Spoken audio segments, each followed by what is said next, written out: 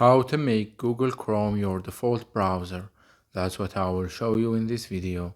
But before we begin, make sure to subscribe to the channel and ring the bell to get notified whenever a new video is uploaded. With that said, let's get started. So go ahead and open up your settings and then scroll down to apps. And once you're there, navigate to the choose default apps option. Then click on browser app, and here you want to select Chrome, and once you do that you have just set and made the Google browser as your default browser app. It's that easy and simple. So that was it for this video. That's how you can set and make the Google Chrome as the default browser. If you have any questions, as usual, please leave them in the comment section down below.